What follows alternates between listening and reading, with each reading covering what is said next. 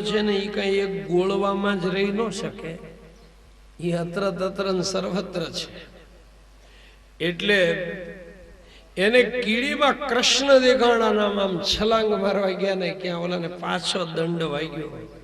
એને કીધું એલા એ હાવ જીવતા મુવા જેવો લાગે છે, તને હાલતા નથી આવડતું? પણ ઓલા ભસ્મની અંદર છુપાઈ ગયેલો અગ્નિ જેમ ઓળખાય નહીં ને એમ બ્રહ્મચિંતનમાં લીન થયેલો જ્ઞાની પુરુષ છે એ ઓળખાણો. એણે કીધું ઉભો રાખો, ઉભો પાલકી ઉભી રાખો, હું એને દંડ દઉં, એને હું મારીશ, એને સજા કરીશ. એક પૈસો લીધો નથી, પણ મદમાં આંધળો થયેલો રાજા એમ કે છે કે હું એને મારીશ. ભરતજીની બોલવાની ઈચ્છા નહોતી, પણ એને એમ થયું કે જો આજ નહીં બોલું તો હમણાં રાજા હેઠો ઉતરીને મારા શરીર ઉપર ઘા કરશે, અને ઘા કરશે ને તો રાજા નરકનો અધિકારી બનશે. અને એકવાર જેને ખંભે બેહાર્યો ને જો નરકમાં પડે તો સમાજની અંદર સત્સંગ મહાપુરુષના સંગનો મહિમા નષ્ટ થઈ જાય.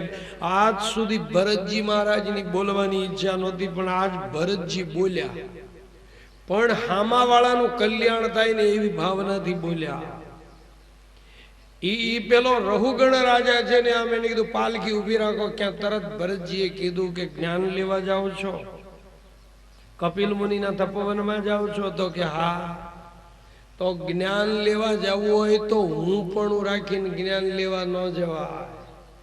માન રે મૂકીને તમે આવો રે મેદાન માને, એ સમજાવી ગુરુ કેરી શાન રે.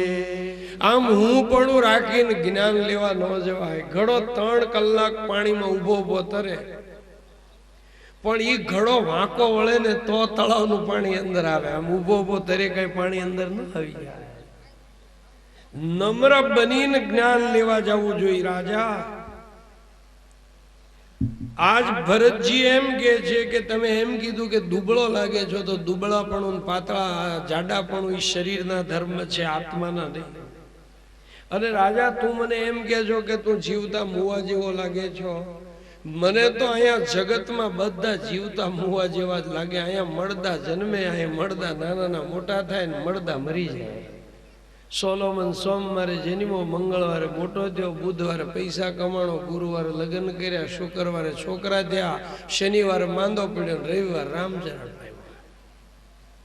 અહીંયા બધી વિકાર વાળી બધી વસ્તુ છે ને એ મને અંતવાળી લાગે છે. અને આ પાલખીમાં બેઠેલો રાજા રહુગણ પણ મને જીવતા મુવા જેવો લાગે છે. શરીર અને આત્મા જુદા, શરીરના ધર્મ જુદા. આત્મા નિર્લેપ, આત્મા મનનો દ્રષ્ટા સાક્ષી જ્ઞાની પુરુષો જેને એકમ સત્યમ અન્યમ શૂન્યમ એને જોવે છે. સર્વ જીવમાં પરમાત્મા છે. આમાં રાજા કોણ ને રંક કોણ, રાજા કોણ ને સેવક કોણ, આ તો વ્યવહારિક દ્રષ્ટિએ ભેદ છે. બાકી તાત્વિક દ્રષ્ટિએ હે રાજા હું તું બે એક છે. એકમ સત્યમ અન્યમ શૂન્યમ. અને રાજા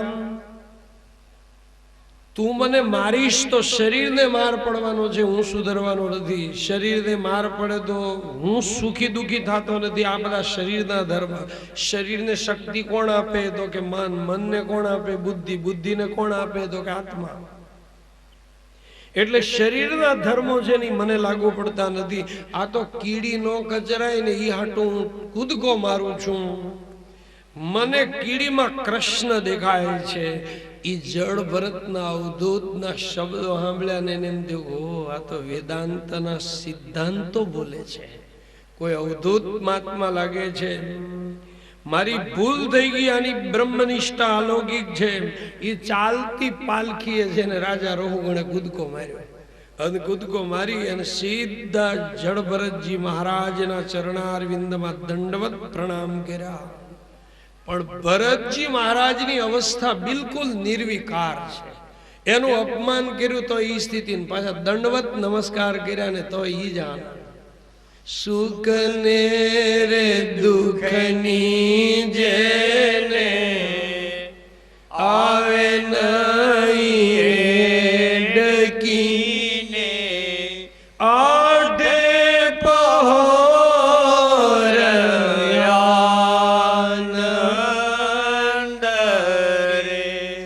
એટલે ભરતજીની એક જ સ્થિતિ તુલ્ય નિંદા સ્તુતિર મૌની એની નિંદા કરી તો એ સ્થિતિ પાછા એને દંડવત પ્રણામ કરે તો એ સ્થિતિ અજ્ઞાની માણસ હોય ને દીમાં 10 વાર દુખી ને 10 વાર સુખી ઘણા માણસો જોજો દીમાં 10 વાર તો મરી જાય હવારમાં શા ઓલો દૂધ વાળો ન આવ્યો હોય તો કે મરી ગયા આજ કે શા દૂધ વાળો આવ્યો નહીં હેરાન હેરાન થઈ પાછા તમે 9 વાગે પૂછો કા કેમ અરે કે બહુ સારું થયું મોટા છોકરાને ઘેર દીકરાનો જન્મ થયો હમણાં કે ફોન આવી ગયો પેંડા વેચવા નીકળ્યા પાછા 11:30 વાગે જોવો ને તો કે મરી ગયા લાઈટ વહી ગઈ ઘરમાં રહેવાય નહીં બહાર જવાય નહીં મરી ગયા બાપા પાછા 2:30 વાગે પૂછો કેમ તો કે લે નાનો છોકરો રંગોળાથી આવ્યો ને તે રૂપાળો આઈસ્ક્રીમ લેતો આવ્યો ને તે એવું ટાઢું લાગ્યું દીમાં 10 વાર આપણને એમ થાય કે કેટલીક વાર મરતો હશે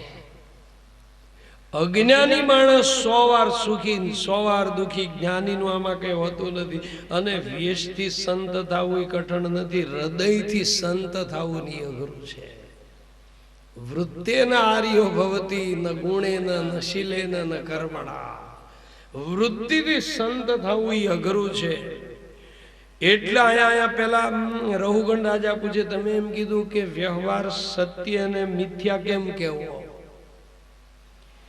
જો વસ્તુ અસત્ય હોય તો એનાથી ક્રિયા થઈ શકે મિથ્યા ઘટથી કઈ પાણી ન લાવી શકાય અને તમે એમ કહો છો કે શરીરને દુઃખ થાય આત્માને નથી થતું પણ મારું માનવું એવું છે કે શરીરને દુઃખ થાય આત્માને થવું જ જોઈએ કારણ કે શરીરનો સંબંધ ઇન્દ્રિયો હારે ઇન્દ્રિયોનો મન હારે મનનો બુદ્ધિ હારે બુદ્ધિનો જીવાત્મા હારે એટલે શરીરને દુઃખ થાય જીવાત્માને થવું જ જોઈએ તમે ચૂલા ઉપર દૂધની તપેલી મૂકો અને હેઠે અગ્નિ હળગાવો તો તપેલી ગરમ થાય એટલે દૂધ ગરમ થાય અંદર રહેલા ચોખા ગરમ થાય ખાંડ ગરમ થાય એમ એમ એમ જીવાત્માને નો કષ્ટ પડે ત્યારે એને ભરતજી મહારાજ કહે છે કે દૂધમાં ચોખાને બદલે પથરા નાખી દીધા હોય તો એને કઈ થાય ખરું જેમ પથ્થરો નિર્લેપ જેને આત્મા નિર્લેપ છે નૈન સિદંતી શસ્ત્રાણી નૈન દહતી પાવક સંસારી મનની કલ્પના છે મન બગડે જીવન બગડે મન સુધરે તો મુક્તિ મળે આમ તાળાની ચાવી હોય ને એને આમ ફેરવો ને એટલે તાળું દેવાય પાછું આમ ઊંધું ફેરવો ને કે ફટ તાળું ઉગડી જાય એમ મન બંધન મોક્ષનું કારણ છે અને રાજા આ તો બધો મનનો વ્યવહાર છે મનનો પોતાના છોકરાનું વજન કોઈ દી એની માને ન લાગે કેમ તો કે મનની મમતા છે ગમે એવો વજનદાર હોય ને તો એ છોકરો ફૂલ જેવો જ લાગે પોતાનો છે ને અને બીજાનો ઘડીક દેડી ને ક્યાં તરત વજન લાગવા માંડે કેમ તો કે મન કીધા કરે મારો નથી મારો નથી અને તમે જોજો પેંડો હાથમાં પકડો ને ત્યાં સુધી વજન જેવું લાગે પણ એકવાર પેંડાના મોઢામાં મૂકી દો ને એટલે પછી વજન ન લાગે પેટમાં પધરાવી દો ને પછી વજન નહીં એટલે રાજાના મનના ધર્મ છે અને મારું મન પેલા હરણ બાળમાં ફસાયેલું એટલે હું પશુ થયેલો અને રાજા તું તો કચ્છનો રાજા પણ હું તો આખા ભરતખંડનો રાજા મારી દશા હું થઈ તો જો ગુણાનુરક્તમ વ્યસનાય જંતો ક્ષેમાય નિર્ગુણ્ય મધો મનસ્યા વિષયાસક્ત મન છે ને એ જીવને સંકટમાં નાખે છે એટલે વિષય રહિત બનાવી અને મનને પ્રભુમાં વાળો મનને પ્રભુમાં વાળો એનું નામ માણસ જો વિષયમાં આસક્ત થાય તો સંસારિક સુખ દુઃખ આપનારું બને અને જો ભગવતા શક્તિ વધે ભગવાનમાં આસક્તિ વધે તો એ મોક્ષ આપનારું થાય. રાજા તું મને પૂછે તું કોણ, તું તારી જાતને પૂછ તું કોણ. હું એટલે હાથ પગ, હું કોણ. પછી હું કોનો, હું ઘરવાળીનો, હું છોકરાનો, કુટુંબનો, હું કોનો. તારી જાતને પૂછ. અને હું આ દુનિયામાં શા માટે. રાજન જ્ઞાનીઓ જગતને સત્ય માનતા નથી. જગત સ્વપ્ન જેવું છે, પણ ભગવાનની સત્તાથી ઊભું છે ને એટલે એ આપણને સાચું દેખાય છે. બાકી મિથ્યા છે. મિથ્યાનો અર્થ હું અસ્તિત્વનો સ્વીકાર કરો પણ સત્યત્વનો અસ્વીકાર. એક માણસ સૂતો હતો ને કે એને સ્વપ્ન આવ્યું. સ્વપ્નમાં વિકરાળ વાઘે એના ઉપર હુમલો કર્યો ઊંઘમાં. એને એમ કે હા ઘડીએ વાઘ મને ખાઈ નાખશે. એટલે એ ઊંઘમાં માંડ્યો સિંચ પાડવા. એમાં ફટ આંખ ખુલી ગઈ. આંખ ખુલી ગઈ ને એટલે એને તરત સમજાઈ ગયું કે આ તો સ્વપ્ન હતું, બીવાની જરૂર નથી. પણ એને ખબર ક્યારે પડી? એ જાગ્યો તારે એને ખબર પડી. એટલે માણસે જાગવું જરૂરી છે. જાગત હૈ સો પાવત હૈ, સોવત હૈ સો ખોવત હૈ. टूक नींद से अखिया खोल जरा, वो गाफिल रब से ध्यान लगा. ये प्रीत करण की रीत नहीं, रब जागत है तू सोवत है. जागવું मानसिक भूमिका છે. સ્વપ્ન ખોટું છે પણ ઈ ખબર ક્યારે પડી? જાગ્યો તારે ખબર પડી. એટલે તો ગીતામાં લખ્યું છે કે રહે પાછલી ખટઘડી ત્યારે સજ્જનોએ સૂવું નહીં. 4-4:30 નો સમય દા એટલે સજ્જન માણસોએ જાગી જવું. ભગવાન ફરવા નીકળે. લાયકાત જો આપણામાં હોય તો જરૂર આપણને અનુભૂતિ થાય જ. ઇફ યુ ડિઝર્વ, જો તમે લાયક હો તો અનુભૂતિ થાય. માટે જાગે જો રે ભાઈ, જાગવાનો કાળ છે. જાગજો રે ભાઈ, જાગવાનો કાળ છે. જાગજો રે બેનો, જાગવાનો કાળ છે. જાગજો રે બેનો, જાગવાનો કાળ છે. તમારે ઘરે નાના બાળ છે રે ભાઈ, જાગવાનો કાળ છે. મારે ઘર નાના બાળ છે રે ભાઈ, જાગવાનો કાળ છે. નહીં રે જાગો તો ભૂંડા હાલ છે રે ભાઈ, જાગવાનો કાળ છે. નહીં રે જાગો તો ભૂંડા હાલ છે રે ભાઈ, જાગવાનો કાળ છે. એટલે હંમેશા છે ને મહાપુરુષના સંગમાં રહેવું.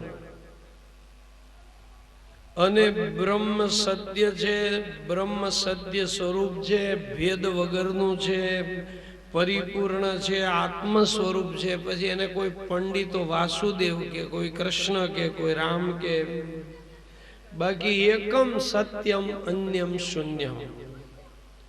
એટલે પછી ભવાટવીનું વર્ણન કરવામાં આવ્યું છે. એક એક ઇન્દ્રિયો તમે જો આત્માનું વિવેક રૂપી ધન લૂંટી લે છે. એક એક ઇન્દ્રિયો આત્માનું વિવેક રૂપી ધન લૂંટે. પણ કોઈ મહાપુરુષની આંગળી પકડો ને તો સંસારમાંથી બહાર નીકળી શકાય. હું કોકનો છું એનો એક જીવનમાં આનંદ છે. યાજ્ઞવલ્ક કહે કે હું વૈશંપાયન, રામ કે હું વશિષ્ઠનો, કૃષ્ણ કે હું સાંદીપનીનો, જનક રાજા કે હું યાજ્ઞવલ્ક. હું કોકનો છું. એકાદી જગ્યા એવી રાખવી જ્યાં માણસ મનનો કચરો હકી શકે, હળવો થઈને વાત કરી શકે, એવી જગ્યા એને કહેવાય મહાપુરુષ, એને ગુરુ કહેવાય. પણ પાછી જગ્યા એવી હોવી જોઈએ ને કે તમે તમારી હલકાઈ ને નબળાઈ કહેવા જાઓ તો એની આંખમાંથી ઉતરી ન જવા જોઈએ. એમ પાછો આપણો લાભ લઈ લે હોય ન હોય. એટલે એકાદ મહાપુરુષની આંગળી પકડવાની. સંતોનો સદવારો જો પામે, સંતોનો સતવારો જો પામે, તો પહોંચે પ્રભુએ તવ ધામે, તો પહોંચે પ્રભુએ તવ ધામે. અને તમને કોઈ મહાપુરુષ નો દેખાય ને તો કૃષ્ણ ભગવાન કે આવી જાઓ મારી પાસે, કૃષ્ણમ વંદે જગત ગુરુ, આખા જગત નો ગુરુ છે.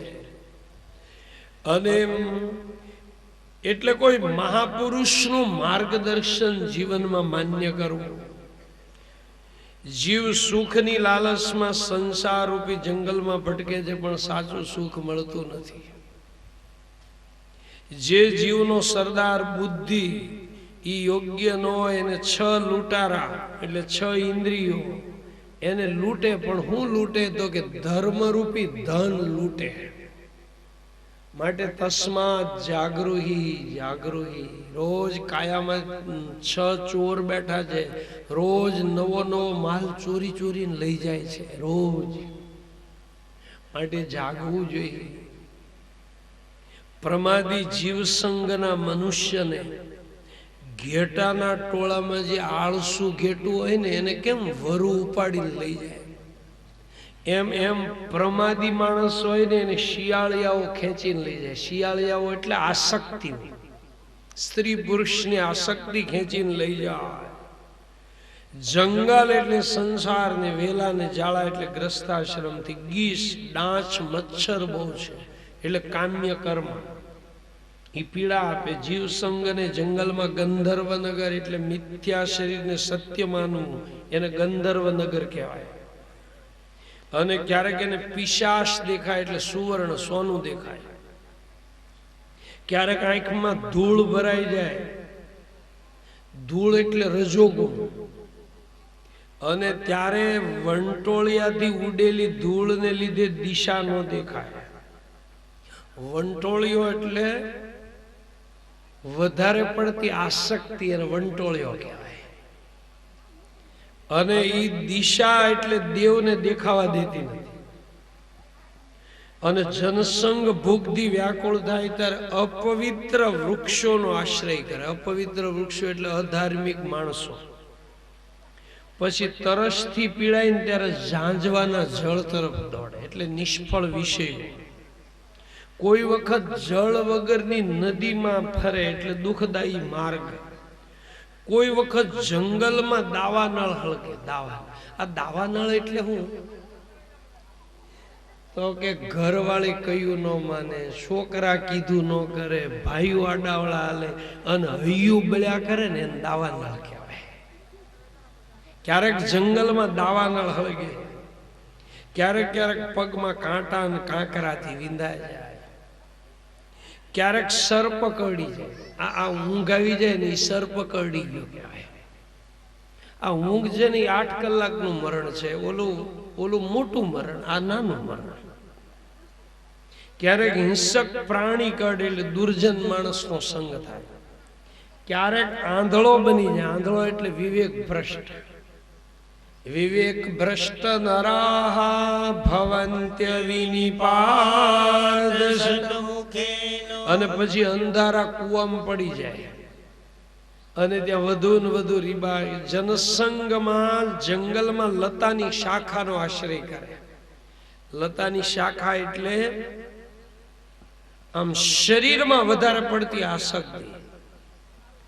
અને ક્યારેક અસ્પષ્ટ મધુર મધુર શબ્દ બોલતા પક્ષી એટલે ઓલા નાના નાના બાળકો જે બોલે ઈ. ક્યારેક સિંહના ટોળાથી ત્રાસ પામે એટલે કાળ ચક્રથી થતો જન્મ મરણ. ક્યારેક ઝાડવા હેઠે એટલે ઘરની હેઠે રહે. ક્યારેક પર્વતની ગુફામાં રોગ આવે ને એને પર્વતની ગુફા કહેવાય. ક્યારેક હાથીથી એટલે મૃત્યુથી ભયભીત થાય. એટલે કોઈ વાર સુખી ને કોઈ વાર દુખી. જો જીવ ભગવાનના ચરણનો આશ્રય લે ને તો સંપૂર્ણ સુખી થાય. આ ભવાટવીનો કહેવાનો અર્થ આ જ છે કે પ્રભુ મને સાચો ભરોસો છે તારો, પ્રભુ મને સાચો ભરોસો છે તારો, સુખ દુઃખમાં તું મારો રે હો, પ્રભુ મને સાચો ભરોસો છે તારો. ભાગવતની અંદર જેને માનવ શરીરની નિંદા ઠેર ઠેર કરી છે, પણ એ માનવ શરીરની નિંદા નથી, પણ એમાં વધારે પડતી આસક્તિની નિંદા છે. પણ અહીંયા પાંચમા સ્કંદના એન્ડની અંદર છે ને બહુ સરસ લખ્યું છે કે મનુષ્યનું શરીર છે ને એ પ્રભુ ભક્તિ માટે મળ્યું છે. આ મનુષ્યનું શરીર છે એ ધર્મ કમાવા માટે મળ્યું છે. અહો યમીશા કિમકારી શોભનમ પ્રસન્ન યેષાં સ્વદૂતા સ્વયં હરિ હિર્જન્મ લબ્ધાં વૃષભારતાજીરે મુકુંદ સેવો પૈકા સ્પૃહાહિના. એમાં ભારત દેશમાં મનુષ્યનો જન્મ મળવો ને એ તો બહુ પુણ્ય પછી હિન્દુસ્તાનની અંદર મનુષ્ય જન્મ મળે. આપણે એમ થાય કે તો પછી હું બીજા દેશો કઈ પારકાના છે, અમેરિકા, ઇંગ્લેન્ડ, અને ભારત જ એટલો મહાન કેમ? પણ એનું કારણ છે અહીંયા છે ને નિસર્ગ ટાઈમિંગ પ્રમાણે કામ કરે. જો 4 મહિના શિયાળો, 4 મહિના ઉનાળો, 4 મહિના ચોમાસું, અને જ્યાં નિસર્ગ ટાઈમિંગ પ્રમાણે કામ કરતો હોય ને ત્યાં સંસ્કૃતિ બેઠી થાય. એટલે તમે જો ભગવાનના 10 અવતારો આ દેશમાં થઈ ગયા. અહીંયા મહાન આચાર્યો થઈ ગયા, શંકરાચાર્ય, વલ્લભાચાર્ય, રામાનુજાચાર્ય. અહીંયા મહાન સંતો એકનાથ, જ્ઞાનદેવ, નામદેવ, તુકારામ, મીરા મહાન સંતો થઈ ગયા. અહીં બાળ ભક્તો ધ્રુવ ને પ્રહલાદ થઈ ગયા. અહીંયા રાણા પ્રતાપ ને શિવાજી જેવા શુરવીર પુરુષો થઈ ગયા. અહીંયા રાણી લક્ષ્મીબાઈ જેવી વીરાંગના દેશમાં થઈ ગઈ. એટલે તમે જો બ્રાહ્મણો જનોય બદલાવે ને ત્યારે આ માટીને માથે મૂકે, મૃતિ કે અનમે પાપા, એ ભારત દેશની માટી મારા પાપ લઈ લે. એટલે ભારતની અંદર મનુષ્ય જન્મ મળવો ને એ ખૂબ દુર્લભ વાત છે. કારણ કે અહીંયા પરંપરા છે, અહીંયા સામે જીવનનું ધ્યેય છે, ધ્યેય. પણ હવે આજે માણસનો ડોળો જરાક બદલ્યો ને એટલે ઘણાને એમ થાય કે આની કરતા અમેરિકામાં જન્મ હોત તો કેવું સારું. કારણ કે બધાનો દ્રષ્ટિકોણ છે ને ટકાહી ધર્મ, ટકાહી કર્મ, ટકાહી પરમમ સુખમ, યસ્ય ગૃહે ટકા નાસ્તિ તદ ગૃહમ ટક ટકાહી. બધું રૂપિયામાં આવી ગયું ને એટલે આપણો દ્રષ્ટિકોણ બદલાણો. એટલે દુર્લભમ ભારતમ જન્મમ, આ દેશની અંદર મનુષ્ય જન્મ મળો. અહીંયા આપણી સામે છે ને બધો ધ્યેય પડેલો છે, જીવવાનો ધ્યેય છે. એટલે એમાં મનુષ્ય જન્મ મળવું. અને અહીંયા જો નરકની કરની કરે તો નરકા નારાયણ હો શકે. અને પછી ભૂગોળનું વર્ણન કર્યું, પૃથ્વીના 7 ખંડનું વર્ણન, 7 દીપનું વર્ણન, 7 સમુદ્રનું વર્ણન. અને અહીંથી તમે છે ને 2,40,000 માઇલ હાલ્યા જાઓ તો એક ગોળો, એનું નામ ચંદ્રમા. અહીંથી 9 કરોડ માઇલ હાલ્યા જાઓ ને તો એક ગોળો, એનું નામ સૂર્યનારાયણ. 1 સેકન્ડ થાય ને એટલે સૂર્યનારાયણ 2 લાખ ટન એનર્જી ફેંકે, 2 લાખ ટન. અને સૂર્ય કરતા તારા પાછા બહુ દૂર છે. અને થોડા ઘણા તારા નહીં હો, અરબો ખરબો તારા, અરબો ખરબો. હવે વિચાર કરો, 14 તો લોક હાથ ઉપર, ઓમ ભૂ ભુવઃ સ્વઃ મહ. પછી 7 પાછા નીચે અતલ, વિતલ, તલાતલ, મહાતલ, પાતાલ, આવા 7 લોક હેઠે. હવે આપણે ઘર કવી ગયા નાકે દમ આવી જાય. અને આવા 14 લોકનું હેન્ડલિંગ કરનારી શક્તિ કેટલી મહાન હશે. આજે માણસની ગતિ કેટલી. આજે તમે જેમ્બો જેટ વિમાનમાં બેહો ને તો 1 કલાકમાં એ 750 કિલોમીટરનું અંતર કાપે જેમ્બો જેટમાં. પણ સૂર્યનારાયણ હવારમાં ઉગે ને એનું પહેલું કિરણ જે પૃથ્વી ઉપર આવે ને એ 1 સેકન્ડે 1,86,000 માઇલનું અંતર કાપી નાખે. 1 સેકન્ડ 1,86,000 માઇલ. હવે એમાં વિચાર કરો માણસની ગતિ કેટલી. આપણે કલાકમાં 750 કિલોમીટરનું અંતર કાપીએ અને સૂર્યનારાયણનું પહેલું કિરણ છે ને 1,86,000 માઇલની અંતરે ઝડપથી અહીંયા આવે પૃથ્વી. હવે એમાં માણસનું ક્યાં ગજુ. હવે વિચાર કરો સૂર્યનારાયણ માંથી 9 લોંદા છૂટા પડ્યા, 9 ગ્રહ, એમાંનો એક ગ્રહ એટલે પૃથ્વી. એમાંય 3 ભાગનું પાણી, 1 ભાગની જમીન. એમાંય કેટલાય તો રણ આવ્યા, કેટલાય જંગલો આવ્યા, કેટલાય દેશો. એમાં 2 સૂક્ષ્મદર્શક કાચ ચડાવો ને ત્યારે તમને આપણો દેશ ભારત દેખાય. અને એના પાછા 18 કે 21 રાજ્યો. એમાં આપણું ગુજરાત રાજ્ય. અને એના પાછા 18 કે 21 જિલ્લા. એમાં આપણો ભાવનગર જિલ્લો. એના પાછા 12 તાલુકા. એમાં આપણો ઉમરાળા તાલુકો. અને એના પાછા 50 જે કઈ ગામડા હોય તે. અને એમાં ખૂણામાં આવેલું આપણું ગામ. હવે એની 1,500,000ની વસ્તી. હવે મફતનગરમાં 8x8ની ઓરડીમાં રહેતો ફોગટલાલ, એના પગ પાસે કેરોસીનનો ડબ્બો, માથા પાસે કોલસાની ગુણ. અને પાછો કેમ મને કેમ કોઈ પૂછતું નથી. હવે આમાં તને કોણ પૂછે? કોન હુકમે પવન દોડે તો, કોના હુકમે પવન દોડે તો, કોના હુકમે મેઘ બરસ દો, કોના હુકમે મેઘ બરસ તો, કોના હુકમે વ્યોમ મૈયા, કોના હુકમે વ્યોમ મૈયા, વીજ કરે ચમકાર, વીજ કરે ચમકાર. આ વીજળી છે ને એ ભગવાનની સહી છે. આમ ગડબડી અક્ષર હોય. તમે જોજો હવે હવે હવે વીજળી બધે સહયું કરતી જાય છે. અહીંયા 10 ઇંચ ને અહીંયા 5 ઇંચ ને અહીંયા 18 ઇંચ. ક્યાંક ઠેકાણે એમને સીધે સીધી વહી જાય લીટો કરી.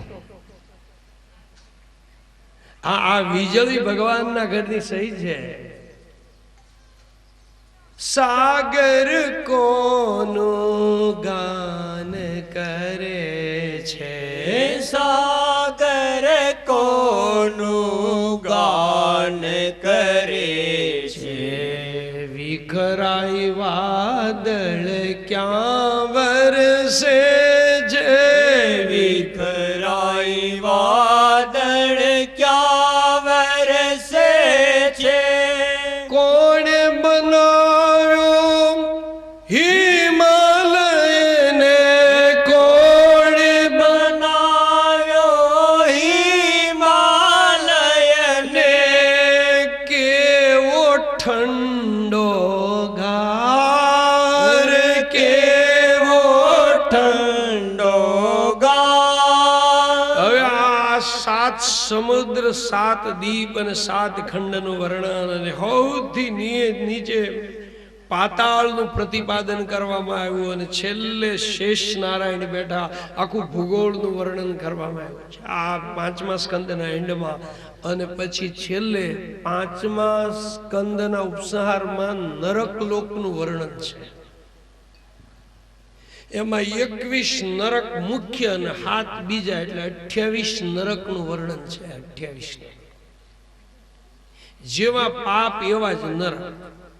ચોરી કરે તો તામિશ્ર નરકમાં નાખે, ને વ્યભિચાર કરે તો અંધતામિશ્રમાં, અમુક કરે તો અસીપત્ર વનમાં, વૈતરણીમાં, રૌરવ ને કુંભી પાક ને આવા 21 મુખ્ય અને 7 બીજા, એટલે 28 નરકનું વર્ણન. પણ પાછું નરક એટલે કઈ ઉપર આમ એવા ફ્લોટ બાંધેલા છે, ત્યાં કુંડ કરેલા છે, ને અમુક ઠેકાણે આમ તાવડામાં તેલ તળાતા હશે, ને આપણે જાશું ભેગા ભજીયા જેમ તળ, એમ નથી. પણ નરક એનો અર્થ શું થાય? કુત્સિતા નરાહા ઇતિ નરકહા. જેના આવા જીવન હોય ને એ નરક જ કહેવાય. તમે જો અમુક માણસને જોઈને આપણને એમ લાગે કે કુંભી પાકમાં પડ્યો, આ અસીપત્ર વનમાં, વૈતરણીમાં પડ્યો. આવા 28 નરક લખવામાં આવ્યા છે. પણ હવે અમારે નરકમાં પડવું જ નથી, મરવું નથી અમારે, રહેવું અમર અમારે, મરવું નથી અમારે, રહેવું અમર અમારે. જીવવાની જે મજા છે કાયર જનો શું જાણે, જીવવાની જે મજા છે કાયર જનો શું જાણે. એટલે 28 નરકનું વર્ણન કર્યું. પણ અમારે નરકમાં પડવું જ નથી. દારૂ પીવો જ ન હોય તો પછી ગામમાં કોણ વેચે છે ને ક્યાં મળે ને એવી ભાંજગઢમાં આપણે શું કરવા પડવું? અમારે પીવો જ નથી, પછી ક્યાં વાત રહી? એમ અમારે નરકમાં પડવું નથી. આ નરકનું વર્ણન કરીને 5મો સ્કંદ પૂર્ણ કર્યો. ઇતિ શ્રીમદ ભાગવત મહાપુરાણે પરમહંસ સંહિતાયામ પંચમ સ્કંદ સમાપ્ત. શ્રી કૃષ્ણાર્પણમસ્તુ. બોલો બાલ કૃષ્ણ લાલ કી. કાયેન વાચા મનસેન્દ્રિયૈર્વા બુદ્ધ્યાત્મના વા પ્રકૃતે સ્વભાવા કરોમિ અદ્યાન સકલાં પરસ્મૈ નારાયણાયેતિ સમર્પયામિ. 5મો સ્કંદ ભગવાનના ચરણારવિંદમાં અર્પણ કરીને 6ઠો સ્કંદ. પણ 6ઠા સ્કંદમાં ઓલા નરકનું વર્ણન સાંભળ્યું ને એન્ડમાં, પછી પરીક્ષિત રાજા ધ્રુજી ગયો.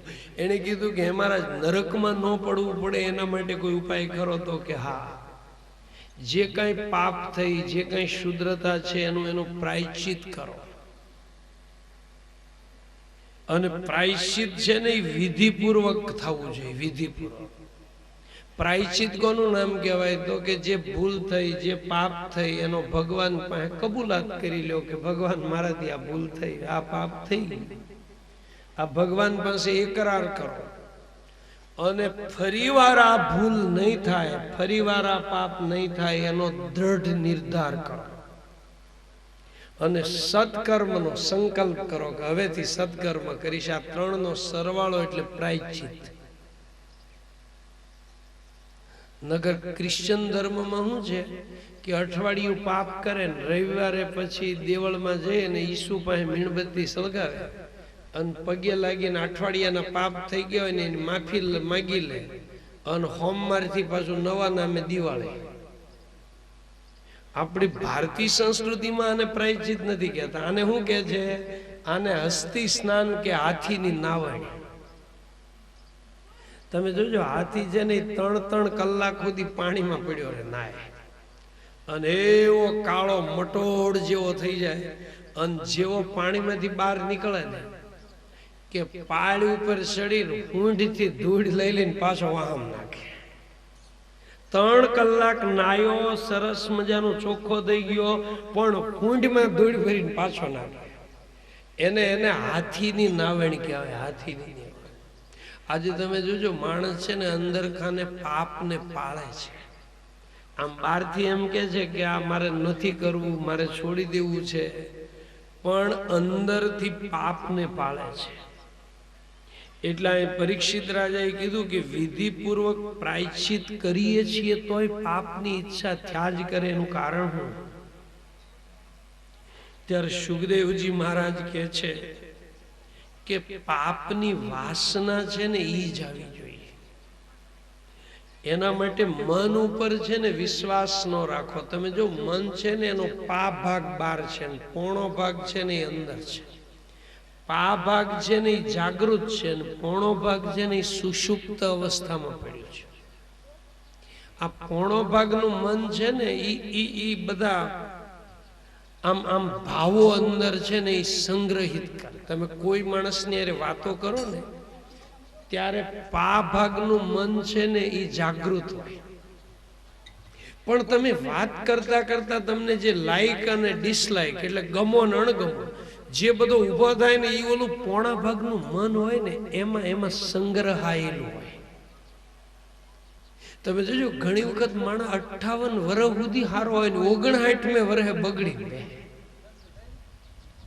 આપણને એમ થાય આમ કેમ થયું હશે, પણ એનું કારણ છે ઓલું જે અગ્ન્ય મન છે ને અગ્ન્ય મન એમાં એ કચરો બધો પડ્યો જ છે, પણ ઉપર જરાક આમ મોકો મળે ને એટલે એ ઓલો કચરો છે ને મેળે બહાર આવે. આ દરિયામાં છે ને મોટી મોટી હિમશિલાઓ તરતી હોય, હિમશિલા, પણ હિમશિલાનો પા ભાગ જ બહાર હોય, પોણો ભાગ અંદર હોય. એમાં ઘણા વાણવાળા થાપ ખાઈ જાય છે. એને એમ લાગે કે નાનો બરફનો ટુકડો છે, પણ એ વાણ જે હાંકવા જાય ને કે મોટી હિમશિલા અરે વાણ ભટકાઈને ભાંગીને ભૂકો થઈ જાય. એટલે મન છે ને એ દગાખોર છે. એકવાર તમને મન ના પાડે ને તો એને પરાણી ઊભું કરવાનું. કાલભાઈ 8:30 થઈ ગયા, પ્રાર્થના કરવી જ પડે, નો હાલે. જો તમે એકવાર મનનું કીધું માન્યા ને તો ઘણા સમયની તપશ્ચર્યા મન હડપ કરીને ખાઈ જાય. દાદરો ઉતરતા ઉતરતા એક જ પગથિયું તમે ભૂલી જાઓ ને તો 100 હાથ તો દડતા દડતા ઘણા કે લ્યો ગઢામાં હેઠા આવ્યા. એક જ પગથિયું ભૂલી જાઓ ને એટલે 7-8 થઈને મેળે વહી આવો. એટલે મન છે ને એને હંમેશા પ્રમાદ, આળસ અને ઊંઘ આ 3 માંથી એને બચાવો. તમે જો પ્રમાદ કોનું નામ કહેવાય તો કે આમ કરવા જેવું લાગે પણ મન બહાના બતાવ્યા કરે ને એને પ્રમાદ કહેવાય. 8:30 પ્રાર્થના કરવી જોઈએ પણ મન કે હવે આજ તો કાંઈ નથી કરવું, ફૂઈ આવ્યા છે ઘડીક વાતો કરી બેસ. એ મન છે ને બહાના દેખાડે. અને આળસ કોનું નામ કહેવાય તો તમે જો જ્ઞાનેન્દ્રિયો છે ને અંદરના સજીવાલયની અંદર ઠરાવ કરે કે આમ કરવું, પણ કર્મેન્દ્રિયો અમલમાં ન મૂકે એનું નામ કહેવાય આળસ. જ્ઞાનેન્દ્રિયો છે ને એ આ મગજરૂપી સચિવાલય છે ને એમાં ઠરાવ કરે કે આમ કરવું જોઈએ, પણ કર્મેન્દ્રિયો અમલમાં ન મૂકે. ઘણી વખત તમે જો કારકુનને કામ ન કરવું હોય ને શેઠ એમ કે આટલો ટેપ કરી નાખજો તો આને અડધી કલાકમાં તમારે આ ટાઈપ કરેલું જોઈએ. ત્યારે ઓલો કારકુન શું કે આ નહીં થાય, કે એનું કારણ છે કે મશીનમાં થોડુંક આમ એ પાછો સમજાવવામાં અડધો કલાક લે. એને ગમે એમ કહો પણ નથી કરવું એને. એટલે શું વાત છે? એટલે કર્મેન્દ્રિયો અમલમાં ના મૂકે એનું નામ કહેવાય આળસ. અને ઊંઘ કોનું નામ તો કે એમાં કર્મેન્દ્રિય જ્ઞાનેન્દ્રિય બે સુષુપ્ત અવસ્થામાં છે અને ઊંઘ કહેવાય. એટલા માટે છે ને હે રાજા તારો પ્રાણ ભગવાનને અર્પણ કર. ન તથા યદવાન રાજન પૂયતે તપ આદિભીમ યથા કૃષ્ણાર્પિત પ્રાણમ તત પુરુષ નિષેવયા.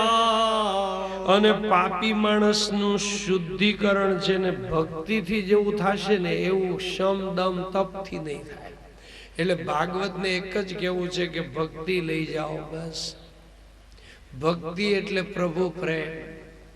ભક્તિ એટલે પાછો દીવો ને અગરબત્તી ને હાકર ડાળિયા આટલું જ મગજમાં નહીં રાખવાનું. ભક્તિ એટલે પ્રભુ પ્રેમ. અંદર પાયામાં પ્રભુ પ્રેમ નિર્માણ થવો જોઈએ. એટલે રાજા તારા પ્રાણ મને અર્પણ કર અને શ્વાસે શ્વાસે ભગવાનને યાદ કરો. મામ અનુસ્મર યુદ્ધ છે, પેલા મારું સ્મરણ કર અને પછી લડાઈ કર. આ સંસાર છે ને એક જાતની લડાઈ જ છે.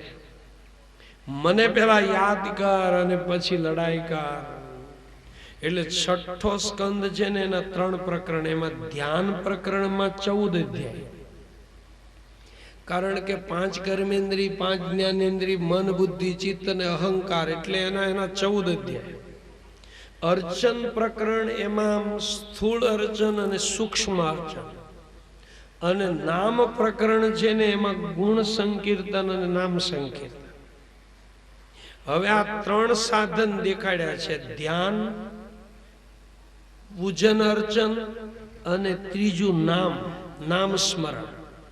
હવે 3 સાધન નો થાય ને તો એકાદું તો પકડી રાખો દ્રઢ નિષ્ઠાથી. તમે જો જૂના કાળના માણસો કાંઈક પકડી રાખતા, કે નાયા વગર ખાઈશ નહીં, કાં તો કે એક પાઠ કર્યા વગર કે મોઢામાં દાણો નહીં નાખો. અને આ 20મી સદીમાં તો લગભગ બધા સોકડા કઢવી જ નાખ્યા. કોઈને છે ને બંધન વાળું જીવન ન ગમે. ઘણા કે અમે તો અઠે ગઠે દ્વારિકા. અરે ભાઈ, અઠે ગઠે દ્વારિકા ન પોગાય, એક્સિડન્ટ થઈ જાય. એટલે એકાદું સાધન નિષ્ઠાથી પકડી રાખવું જોઈએ. ઈશ્વર સાથે છે ને ભક્તિ આપણને સંબંધ જોડી દેશે, એટલે એકાદું સાધન પકડી રાખો. મન શુદ્ધિ છે ને પરમાત્માના ધ્યાનથી થાય. એટલે આ 3 નો થાય ને તો એમાંનું એક તો પકડો, કાંઈક તો નક્કી કરો કે મારે આમ કરવું છે. અને ભાઈ, ધ્યેય વગરનું જીવન ઈ સુકાન વગરના વાણ છે. ધ્યેય વગરનું જીવન એટલે મીઠા વગરની ડાળ છે. અને કળિયુગમાં જો હેલા મહેલો રસ્તો હોય ને તો કીર્તના દેવ કૃષ્ણસ્ય મુક્ત સંગમ પરમ વ્રજે. બસ કૃષ્ણની કીર્તિ ઘરે ઘરે લઈ જાઓ. બસ આ બહુ સહેલામાં સહેલો રસ્તો છે. રામ નામે પથરા તરી ગયા તો માણસ નો તરે. વાલ્મીકી રામાયણમાં એમ લખ્યું છે કે રામને ખબર પડી કે મારા નામથી પથરા તરે, એટલે રામને એમ થયું કે સાચી વાત છે કે ખોટી. એટલે રાતે 2:30 વાગે રામ જાગી ગયા, અને જાગી અને ધીમે ધીમે પગલે ગયા દરિયાના કાંઠે. તારે રામ જાગે એટલે હનુમાન તો હુય જ ન કે. એટલે હનુમાન વાહે લપાતા છુપાતા ગયા. એને એમ થયું કે અત્યારે માલિક હું જાગ્યા છે. એટલે રામે હળવેક દઈને એક પથરો લીધો, પથરો લઈને આમ દરિયામાં નાખ્યું, કે ડબ થઈને ડૂબી ગયો. રામ અકળાઈ ગયા. હવારે જાંબુવાનની ને અંગદની ને હનુમાનની હવારે વાત છે. આ ખોટો મારા નામનો પ્રચાર કરે, રામ નામે પથરા ધરે. ઈ રામ અકળાઈ નામ હજી આવતા હતા ને ક્યાં હનુમાન દાદા હામાં મળ્યા. એને કીધું કેમ અતારે? અરે કે હું અતારે? તમે ખોટો મારા નામનો પ્રચાર કરો છો. તો કે છે હું? તો કે તમે એમ કહો છો કે રામ નામે પથરા ધરે, પણ કે તમે હું જઈ ગયા? તો કે હું ખાતરી કરવા જઈ ગયો. તો કે પથરો તર્યો? તો કે ના એ તો ના ગયા ભેગો ડબ થઈને ડૂબી ગયો. હનુમાન દાદા હસતા હસતા કે પ્રભુ તમારા નામથી તરી જાય, પણ તમે ખુદ ફેંકી દો. ખુદ ખોવા એ લાશું ખોળે. તમે ખુદ જેને ફેંકી દો એ કેવી રીતે તરી શકે? રામ નામે પથરા તરે જનાબાઈના છાણા હરિઓમ વિઠ્ઠલ વિઠ્ઠલ આવો અનુભવ બોલે. આટલી નામની અંદર તાકાત છે. અને કથા છે ને એ આપણને માર્ગ બતાવે અને સૂક્ષ્મ દોષોનું ભાન કરાવે. પણ હવે સિદ્ધાંત છે ને દાખલો દીધા વગર બરોબર મગજમાં બેહે. એટલે 6ઠા સ્કંદની અંદર અજામિલનો દાખલો આપ્યો છે. એક કાન્યકુબ્જ નામનું ગામ છે, અને ત્યાં અજામિલ નામનો એક બ્રાહ્મણ રહે છે. બ્રાહ્મણ કેવો છે? તો સદાચારી છે, મંત્રવેત્તા છે, અને પવિત્ર આવો બ્રાહ્મણ રહે છે. પેલું તો આપણે વાંચીએ ને એટલે અહીંયા જ ખટકો લાગે કે આ બ્રાહ્મણ મંત્રવેત્તા, સદાચારી, પવિત્ર હતો તો બગડ્યો કેમ? પણ દાદા કહે છે કે આ મંત્રવેત્તા બ્રાહ્મણ હતો, સદાચારી હતો, પવિત્ર હતો, પણ એના પાયામાં પ્રભુ પ્રેમ નહોતો. પાયામાં ભક્તિ નહોતી. અને ભાઈ પાયામાં ભક્તિ નહીં હોય ને તો તમે ગમે એટલા પવિત્ર હશો, મંત્ર વેદતા, સદાચારી, પણ સંસર્ગ દોષ થશે ને એટલે બગડી જવાની શક્યતા 99.99% છે. સંસર્ગ દોષથી બગડાશે જો પાયામાં ભક્તિ નહીં હોય તો. તક નહીં મળે ત્યાં સુધી તમે સાધુ રહી શકશો, પણ સામે તક આવી ગઈ ને પછી સાધુ રહેવું નહીં, બહુ અઘરી વાત છે. તમે જો વિવેકાનંદ છે ને એ વિશ્વ ધર્મ પરિષદમાં ભાગ લેવા માટે અમેરિકા ગયા. બંગાળની સાહિત્ય સભાએ એને મોકલેલા. હવે એની પાસે પૂરી સગવડતા ને હેરાન થતા કેટલા હેરાન થતા માંડ એ અમેરિકા પહોંચ્યા. અને અમેરિકામાં પછી કેટલા હેરાન થયા. અને એક બગીચામાં છે ને વિવેકાનંદ બેઠા હતા, શિકાગોના બગીચામાં. અને જૂના કાળની અંદર છે ને આપણા આર્યો હતા ને એમાં રૂપ તો હતા જ, પણ જેમ જેમ લોહીમાં ભેળહેળ થવા માંડી ને એમ રૂપ બુજાવા માંડ્યા. નકર આર્યો છે ને એ સૌંદર્યવાન તો હતા. વિવેકાનંદ તમે જો આમાં મદબ વાળીને આમ ઉભા હોય ને તો આમ એનું કેટલી લાઈટ, એની તેજસ્વીતા કેટલી. હવે આવા વિવેકાનંદ છે ને એ પેલા શિકાગોના બગીચાની અંદર આમ બેઠા હતા. અને એમાં ઓલી અમેરિકન લેડી સ્ત્રી ઈ ન્યા આવી, ગોરી સ્ત્રી, અને એને વિવેકાનંદને જોઈને એટલી બધી ખુશ થઈ ગઈ અને આવીને સીધું જ વિવેકાનંદને એમ કીધું કે મારે તમારે લગ્ન કરવા છે. હવે પરદેશની ભૂમિ, અજાણી પરદેશી સ્ત્રી, અને એને એમ કીધું કે મારે તમારે લગ્ન કરે. વિવેકાનંદે પૂછ્યું કે તમને મારી હારે લગ્ન કરવાનું મન કેમ થયું?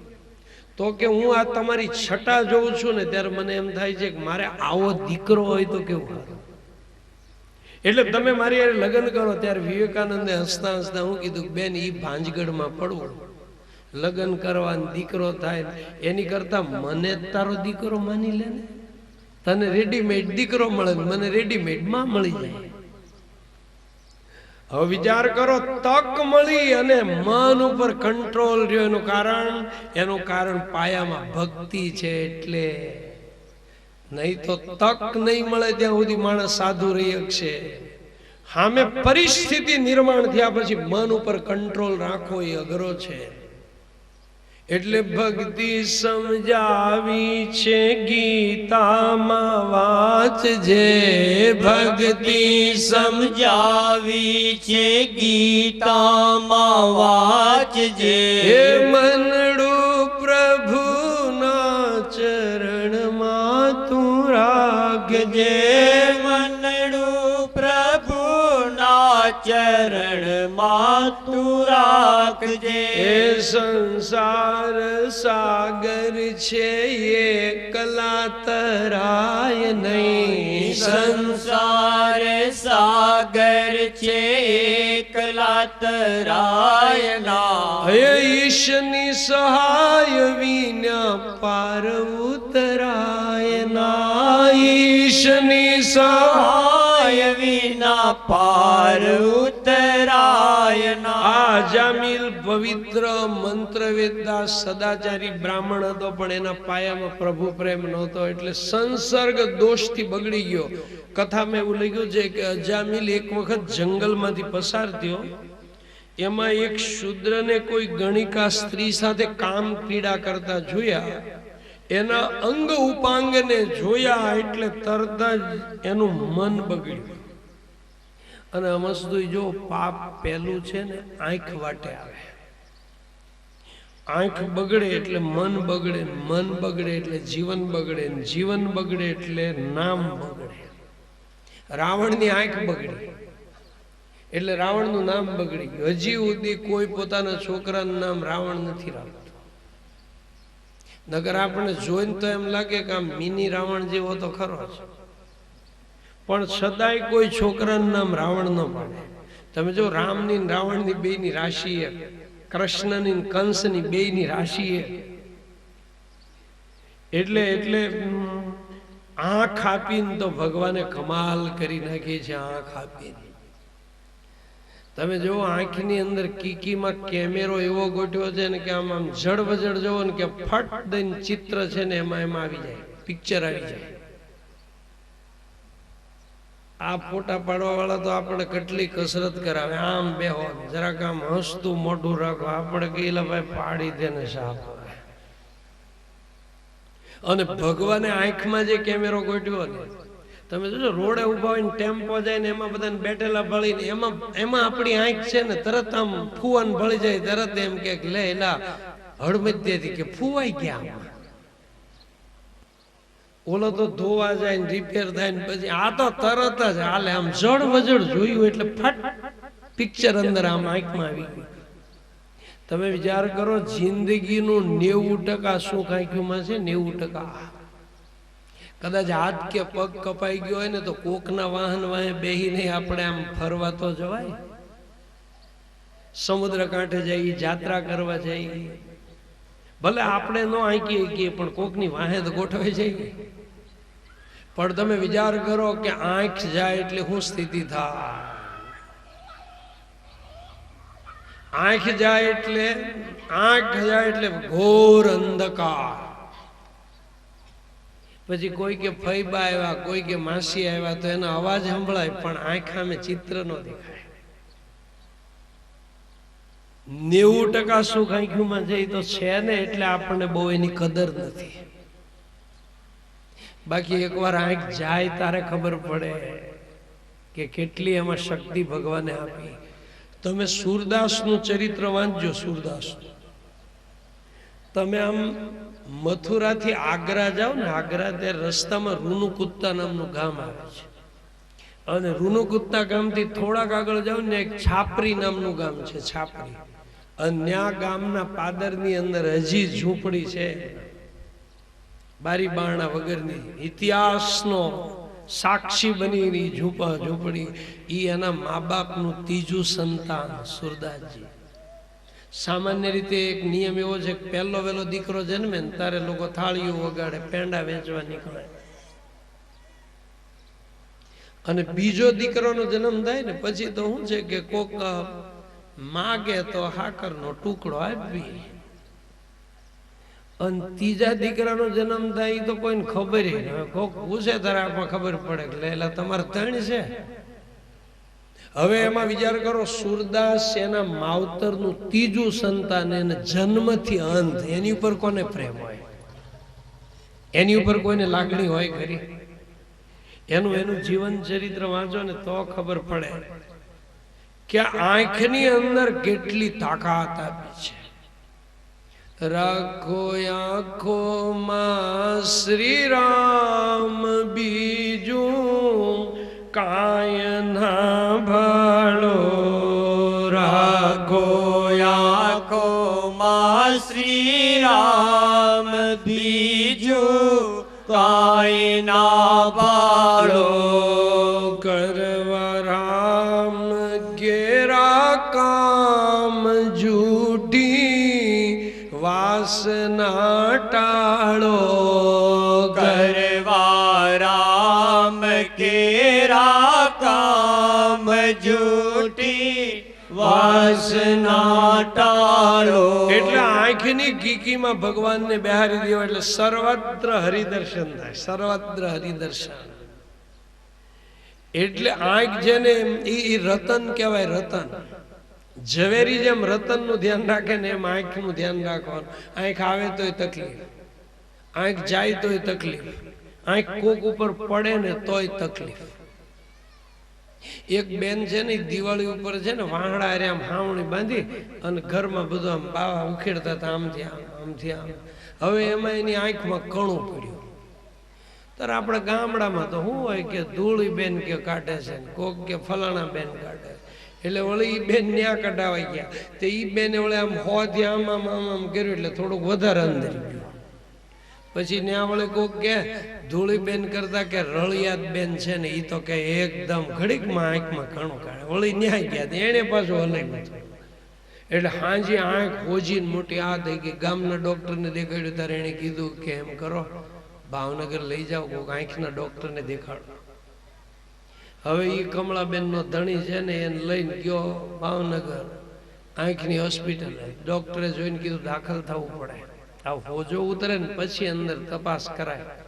એટલે એ દાખલ થયા.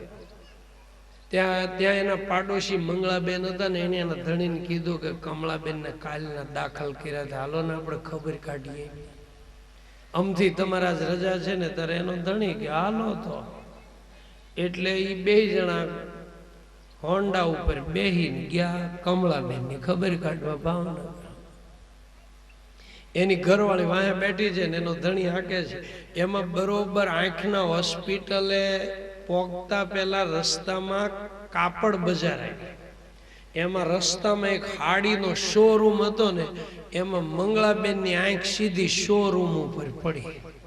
એને એના ધણીને કે ઊભું રાખો ઊભું રાખો. ઓલો કે અહીં ક્યાં દવાખાનું? અરે ક્યાં ઊભું રાખો ને. અને એ બે ઝોટો મારે એટલે ગમ ભલભલા સાહેબની ગાડી ઊભી રહી જાય. એટલે ગાડી તરત ઊભી રહી ગઈ ને એના ધણીને કે હાલો આપણે કે હાડીઓ જોવા જઈએ. બોલો એનો ધણી કે ભાઈ હવે ખબર કાઢવા જવાનું મુખ પડતું વળી તો કે ના પછી જાય, હાલો ને ઘણા વર્ષે હારે. એટલે એનો ધણી પછી મરેલા મનથી વાહે વાહે ગયો. અને એ બેન મંગળાબેન ઓલા હાડીના સેલ્સમેન ને કે ભાઈ અત્યારે કે લેટેસ્ટ જે હાડી હોય ને ઈ કે મને દેખાડ. એનો ધણી કે ઠીક ઠીક હોય એવી દેખાડો. ઈ બેન કે ના ના અત્યારે નવી ડિઝાઇન નીકળી હોય ને ઈ દેખાડો. એટલે ઓલા 1000 થી શરૂઆત કરી, 1000, 1200, 1500.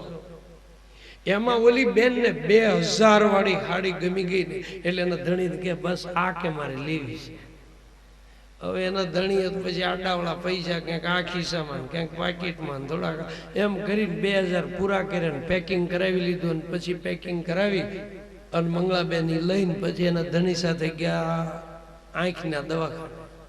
બે જણા અંદર ગયા ને ક્યાં તો ઓલા કમળાબેન હોતા હતા ને એનો ધણી આમ શીકું સુધારીને ખવડાવતો હતો. એમાં મંગળાબેન ને એના ઘરવાળા બે આવ્યા એટલે બેહો ખુરશી નાખી દીધી. પછી મંગળાબેન નો ધણી કે ભારે કરી તમારે કેમ? ત્યારે ઓલો કમળાબેન નો પતિ કે કાંઈ નહીં, અમથી અમતા કે હાવણો લઈને આમાં બાવા બાટતા હતા. હવે એમાં આ આંખમાં કણું પડ્યું અને ભાઈ કે હું વાત કરું આ આંખ કે મારે છે ને અત્યારે લગભગ 1700 રૂપિયાની થવા આવશે. ત્યારે ઓલો મંગળાબેન નો ધણી કે બાપા તમારે તો કણું પડ્યું ને 1700 ની થઈ ને, મારે કે ખબર કાઢવામાં 2000 ની થઈ. હવે જયારે ઘરે પોગાડે દેવળિયા ભેગા તારે કરો. એટલે આંખ આવે તોય તકલીફ, આંખ જાય તોય તકલીફ, આંખ કોઈ ઉપર પડે તોય તકલીફ. મારી આંખોમાં યોગેશ્વર આવજો રે, મારી આંખોમાં યોગેશ્વર આવજો રે. પાપણના પુષ્પે વધાવું, પાપણના પુષ્પે વધાવું. રામ રુદિયે તવ પગલાએ પાડજો રે, રામ રુદિયે તવ પગલાએ પાડજો રે.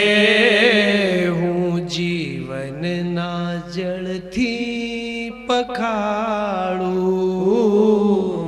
જીવનના જળથી પખાડું. અજામિલની આંખ બગડી, સંસર્ગ દોષમાં અજામિલની આંખ બગડી. હવે અજામિલ પવિત્ર બ્રાહ્મણ હતો, મંત્ર વેદતા હતો, સદાચારી હતો, પણ પાયામાં ભક્તિ નહોતી.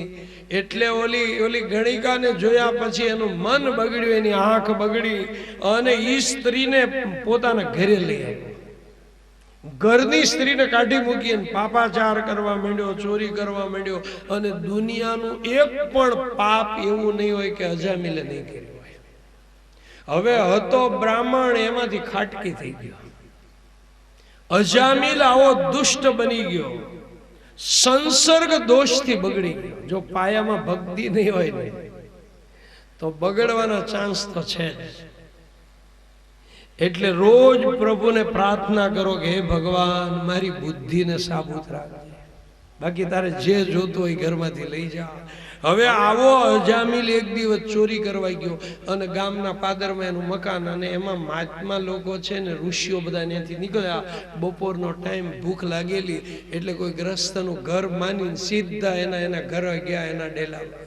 એટલે ઓલી પેલી ગણિકા સ્ત્રી વેશ્યાને એમ થયું કે અમારા ઘરે કોઈ હારા માણસો તો આવતા નથી, અને આ ઋષિઓ જેવા અમારે ત્યાં. એને કીધું પધારો પધારો. ત્યારે ઓલા ઋષિઓએ શું કીધું, બેન મધ્યાહન સમય છે એટલે અમારે રસોઈ બનાવીને જમવું છે. ત્યારે એણે કીધું કે તો હું તમને સીધું આપું? તો કે બસ બેન આપો તમે. હવે ઋષિઓને ખબર નથી આ કોનું ઘર છે, નહીં તો નિયમ છે કે જેના ચારિત્રની ખબર નહીં ને એનું કેમ ખાવું. હવે આયા પેલા પેલી સ્ત્રીએ બધું એને સીધું આપ્યું, અને મહાત્મા લોકોએ રસોઈ બનાવીને જમ્યા. અને જેમે ક્યાં અજામિલ આવ્યો. એટલે ઓલી સ્ત્રી છે ને ઓળખાણ આપે છે કે આ મારા ધણી છે. એટલે પેલા ઋષિઓ છે ને જમીન એની પાસે આવીને કે ભાઈ અમે તારા ઘરે જમ્યા ને એટલે તારે અમને કંઈક દક્ષિણા આપવી જોઈએ. ત્યારે પેલો અજામિલ શું કહે છે કે તમારું કંઈ પડાવી નથી લેતો એ મોટામાં મોટી દક્ષિણા સમજો ને. મારો ધંધો જ લૂંટફાટનો છે. આ તો મારી ગેરહાજરીમાં તમે ઘૂસી ગયા, નહીં તો અહીંયા ન હોય તમે. એટલે ઓલા મહાત્મા લોકોને એમ થઈ ગયું ખોટા ઘરે જમાઈ ગયું. પણ હવે જેનું ખાધું એનું કંઈક કલ્યાણ કરવું જોઈએ. એને કીધું તારે દક્ષિણા આપવી પડે, તો હું રોકડ કાંઈ આપતો નથી. એટલે મહાત્માનું ધ્યાન ગયું ને તો ઓલી સ્ત્રી હતી ને એ સગર્ભા હતી. એટલે એને એમ કીધું કે આ તારી પત્ની છે? તો કે હા. તો કે આને દીકરો જન્મે ને તો એનું નામ નારાયણ રાખજે ને. અજામિલ કે હું મારા છોકરાનું નામ નારાયણ રાખું તેમાં તમને શું ફાયદો? તો કે ફાયદો કાંઈ નહીં, અમારા ઈષ્ટદેવ નારાયણ છે એટલે ઈ બાને તું નારાયણ બોલ તો અમને આનંદ થાય. અજામિલ કે તો વાંધો નહીં, દીકરો જન્મે તો નામ રાખો નારાયણ. આમ કહીને મહાત્મા લોકો ગયા, અને અહીંયા સમય ધીમે ધીમે પસાર થયો, અને સ્ત્રીને બાળકનો જન્મ થયો, એમાં દીકરાનો જન્મ થયો એટલે નામ રાખ્યું નારાયણ. અને અમથું માવતર હોય ને એને નાનો દીકરો કે નાની દીકરી હોય ને એના ઉપર થોડો ભાવ વધારે હોય. અમથું તમે જોજો વેચે તારે કે નાના આપજો થોડું, પછી ભલે એને હેરાન કરતો. પણ આવો એક મા બાપનો આગ્રહ હોય એટલે પેલો અજામિલ છે ને એ દરેક વાતમાં નાના છોકરા નારાયણને બોલાવે. હાલે બેટા આ મૂકી આવ, હાલે બેટા આ લાવ. એટલે એને નારાયણ શબ્દ બોલવાની ટેવ પડી ગઈ. નારાયણ દીન દયાલ